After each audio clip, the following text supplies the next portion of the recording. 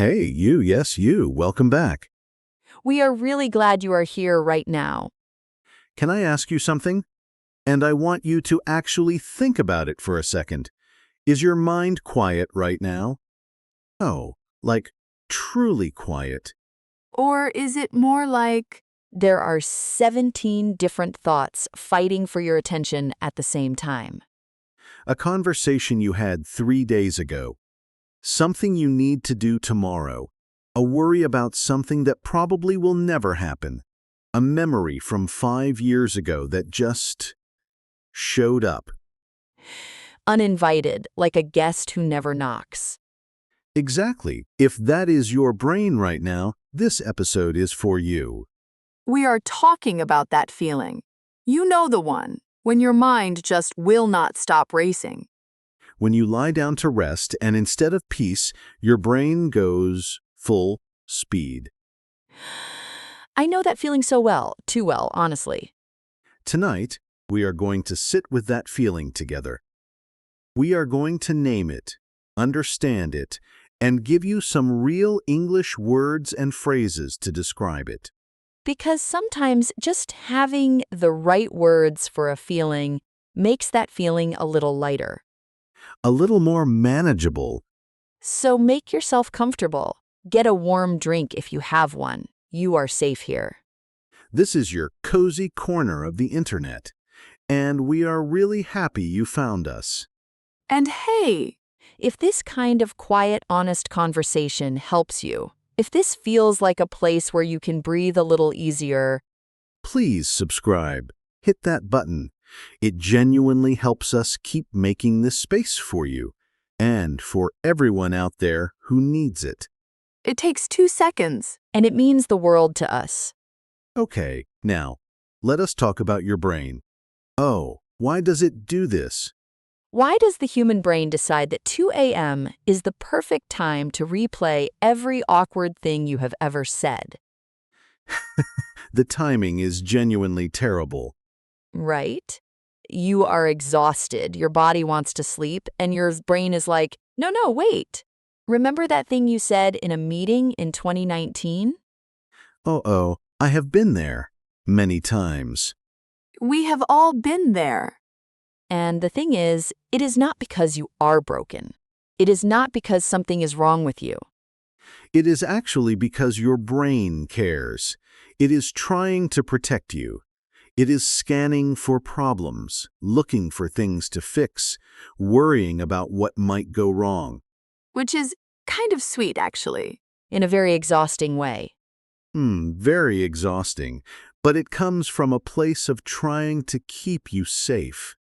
The problem is, it does not know when to stop. It does not have an off switch. No off switch, no pause button, just constant noise. And that noise, that mental noise, it builds up, especially after a long day, especially when you are tired, especially when you are already feeling a little fragile. Fragile. That is such a good word for it. Like you are made of glass and one more thought might crack you. And you carry it. You carry all of it, all day. Through work, through responsibilities, through conversations, through smiling when you do not really feel like smiling. And then at night, when everything is finally quiet around you, it all comes rushing out. All the thoughts you pushed aside during the day, all the feelings you did not have time to feel. Your brain finally has space, and it fills that space immediately. With everything. With everything. So, let us do something together. Let us look at this feeling up close. Let us name the pieces of it, because we have some beautiful, real, honest English words for exactly this experience. This is our calm word tour. We do this in every episode. We take the feelings that are hard to explain and we find the right words for them. Slowly, gently, no rush. The first word. Are you ready? The first word is frazzled. F-R-A-Z-Z, frazzled. Oh, frazzled. That is such a perfect word. Say it with me. Frazzled. Frazzled. It even sounds like how it feels. It does.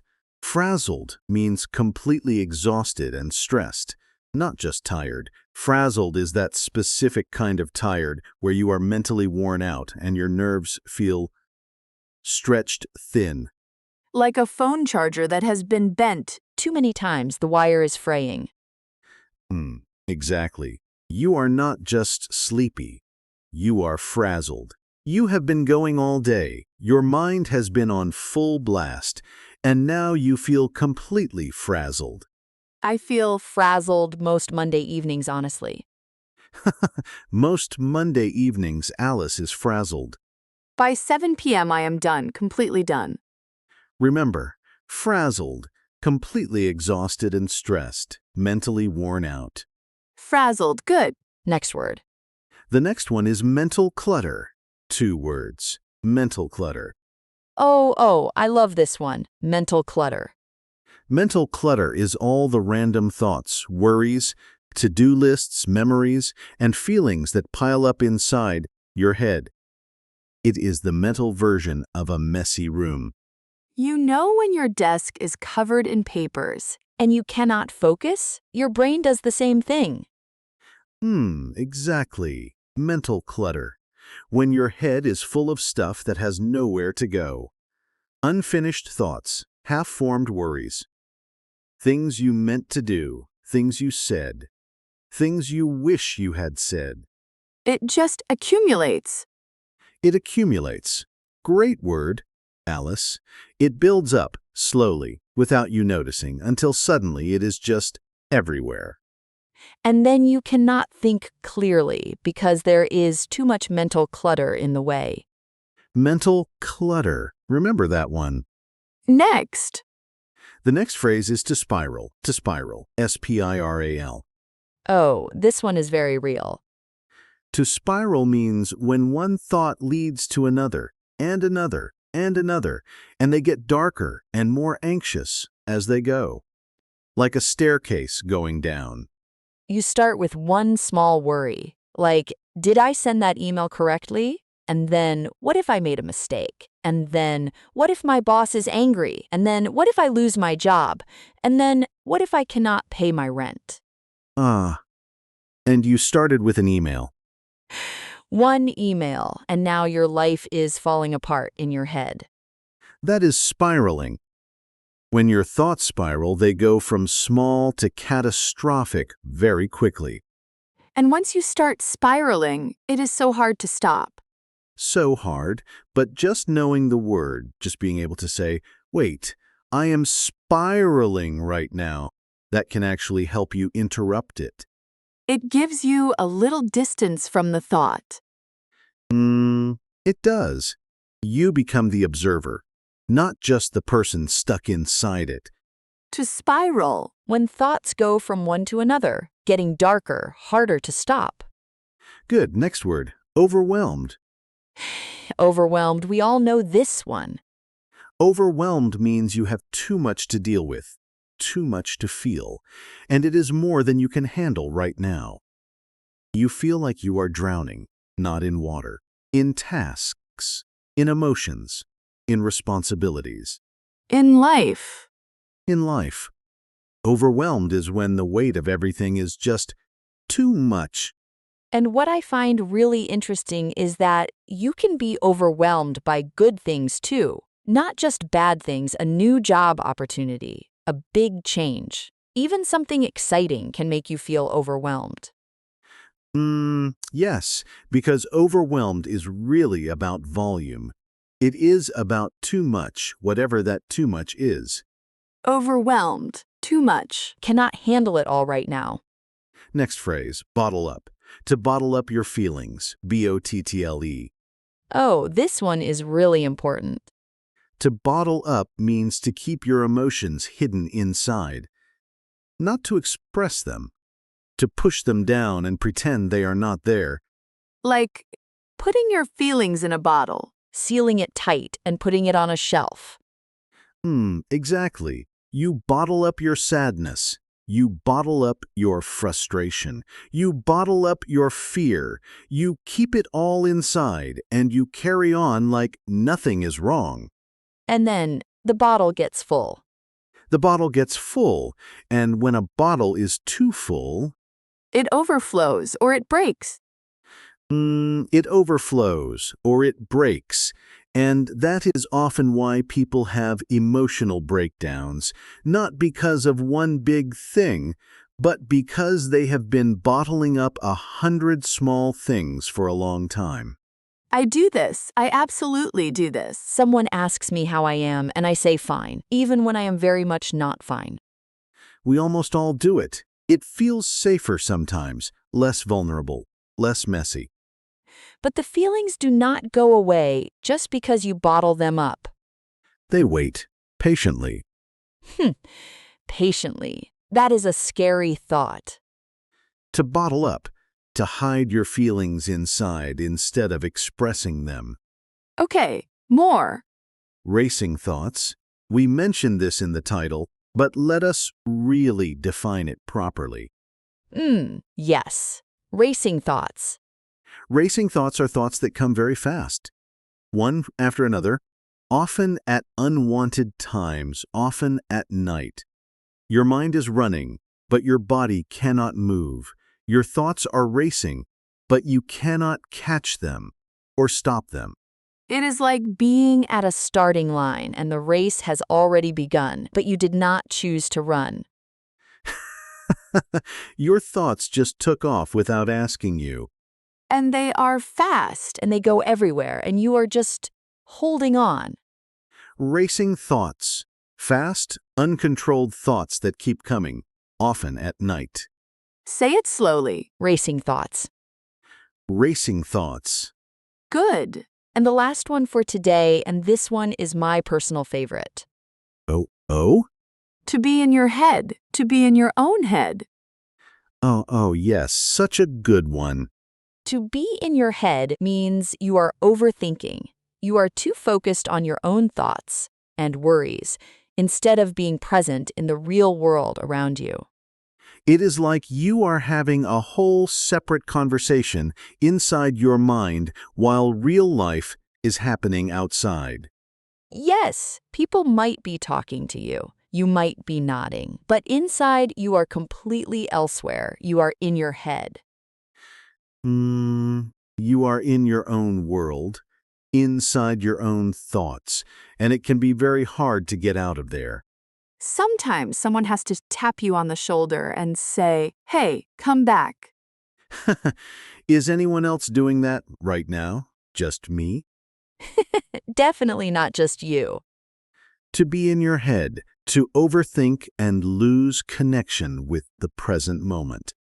Okay, so we have our words. Let us bring them to life. Let us use them in a real conversation. Right. So imagine it is a Tuesday evening. You just got home from a long day. You are sitting on your couch. And I am going to play the role of someone who is very much in their head right now. And I will be the understanding friend. Oh, ready? Ready, David. I do not know. I just feel so frazzled today, like completely frazzled. I could not focus at work. I kept making small mistakes, and then I started spiraling about the mistakes. Just overwhelmed, just thinking about everything I still have to do this week. And I did not tell anyone because I just bottled it all up all day, and now I am home, and my mind is still racing. I feel like I cannot turn it off. I hear you. That sounds like such a heavy day. It was. And you have been carrying all of that, alone, all day. All day, smiling, saying I am fine. Can I say something? Please. The fact that your brain is full right now, the racing thoughts, the mental clutter, the overwhelmed feeling, it is not a sign that you are weak. Oh, it is not. It is a sign that you have been strong for too long without a break. Your brain is full because you gave too much today. And now it is asking you finally to slow down. I never thought about it that way. You do not need to fix everything tonight.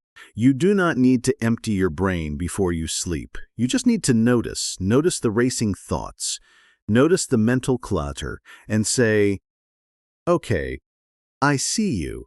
I hear you. We can deal with this tomorrow.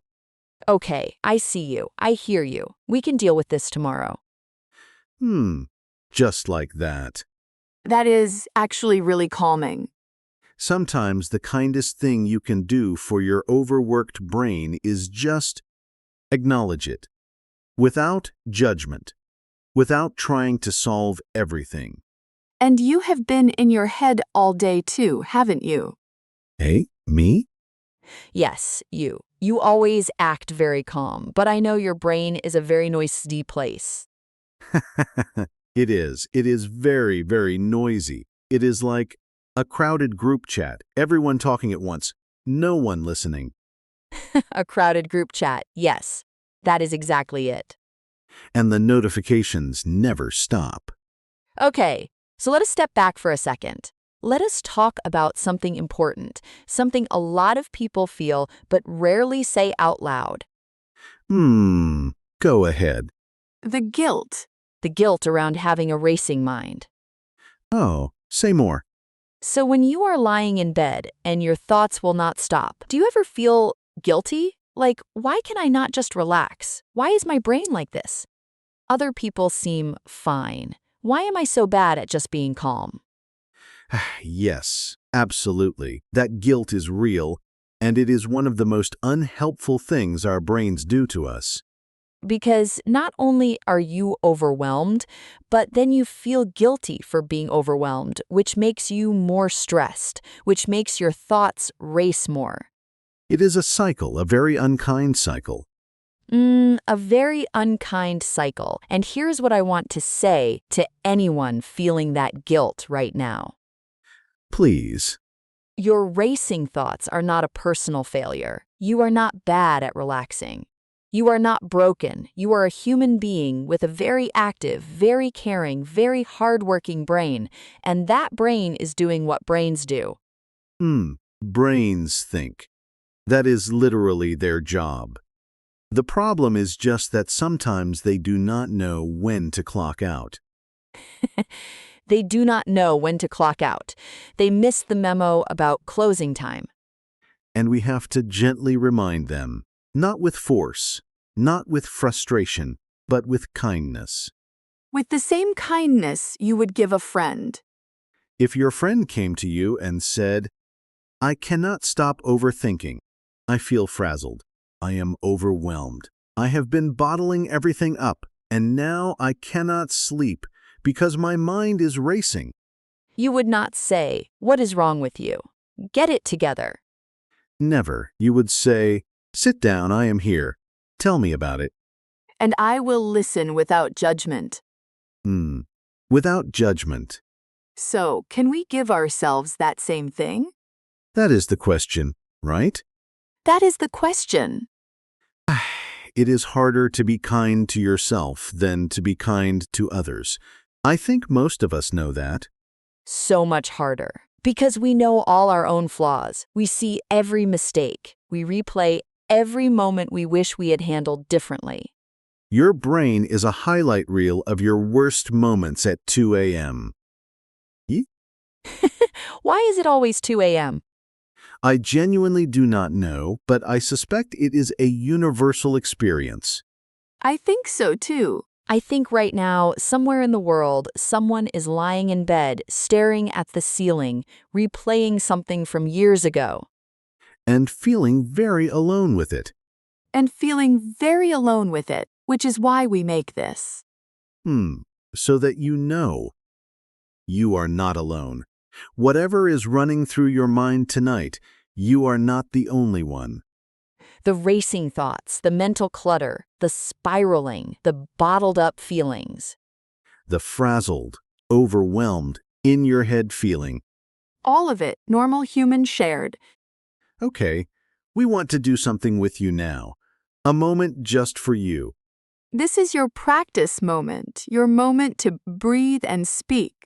We are going to say a phrase, and we want you to say it out loud with us, even softly, even in a whisper, even just in your mind. It does not matter where you are. On a bus, in bed, doing the dishes, you can do this. Ready? Take a breath first. Really? Just one slow breath. Just like that. And now say this with us. My thoughts are busy right now, and that is okay. My thoughts are busy right now, and that is okay. One more time, slowly. My thoughts are busy right now, and that is okay. Good, really good. How did that feel? Just a small thing, but small things matter. Small things matter so much.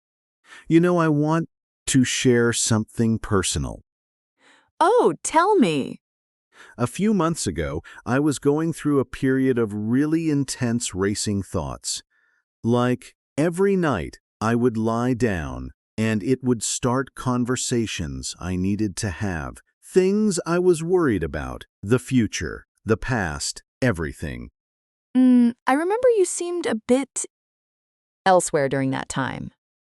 I was very much in my head, and one thing that actually helped me was something really small. Before I went to sleep, I would take a piece of paper, and I would just write down everything in my head, not to solve it, not to organize it, just to get it out of my brain and onto the paper.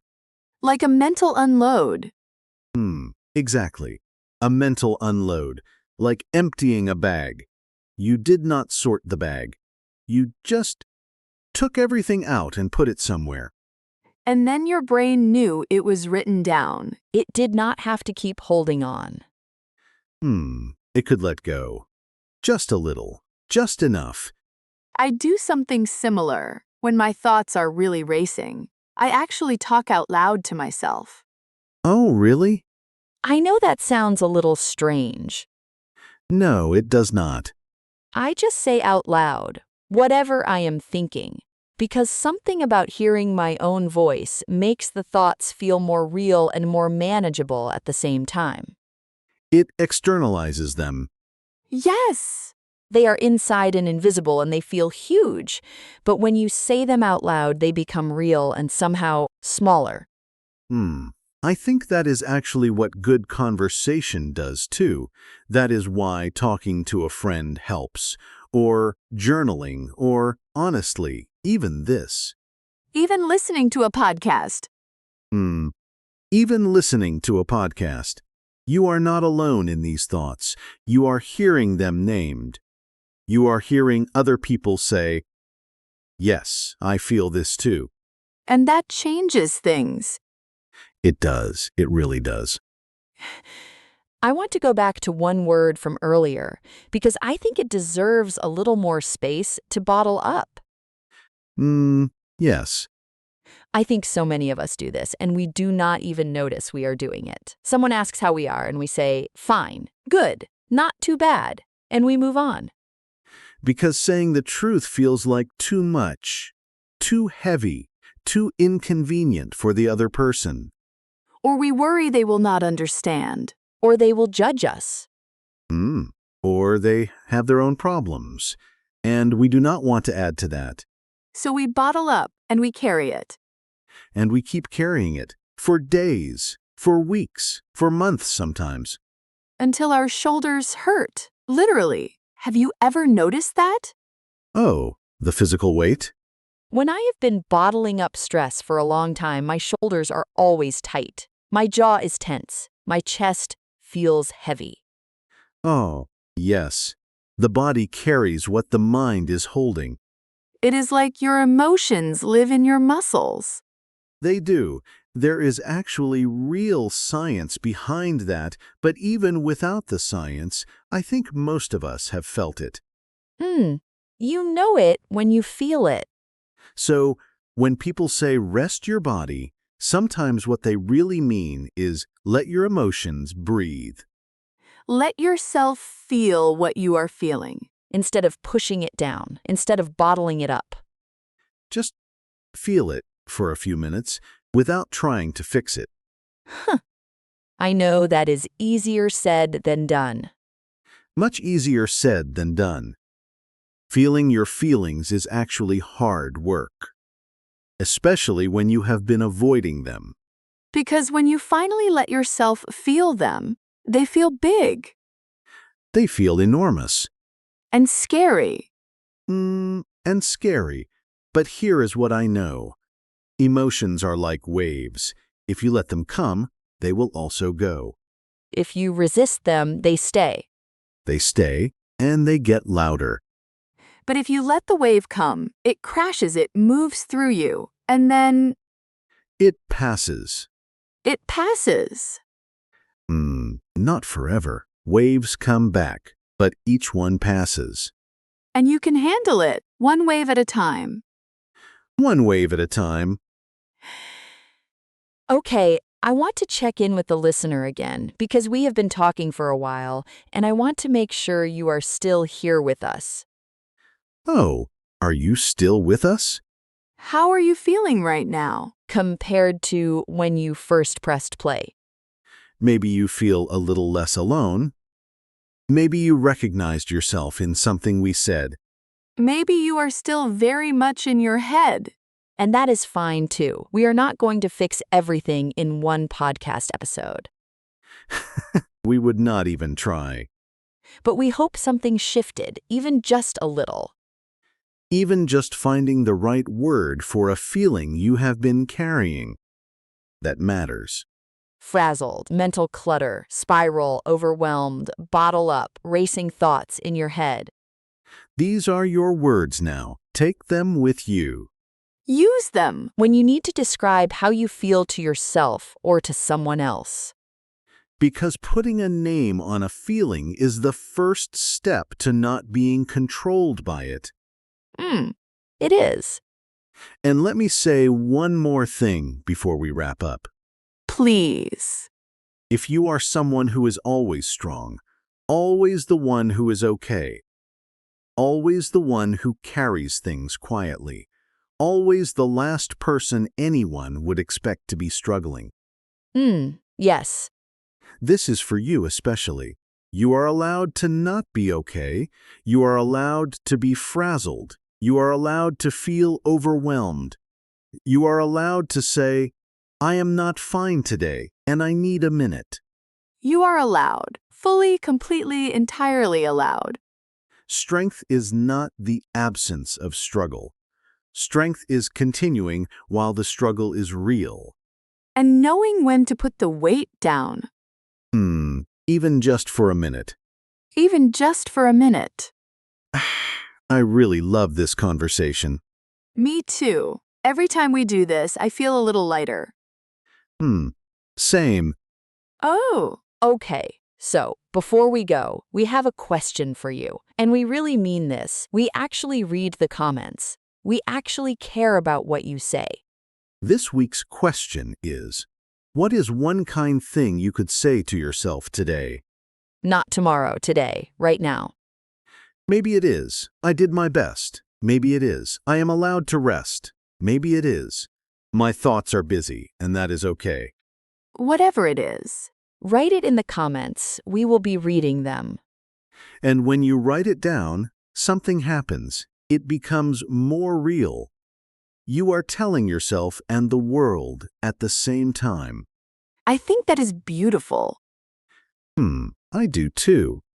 Okay, we should let you go. You probably have things to do, or maybe you are just going to sit with this for a minute. And that is a perfect thing to do. Perfect. Thank you for being here. Thank you for listening. Thank you for choosing to spend this time with us. Your English is growing. Your heart is growing. One episode at a time. Take care of your English and take care of your heart. Good night, or good morning, or good whatever time it is for you. We hope it is a gentle one. A gentle one. Bye for now. Bye.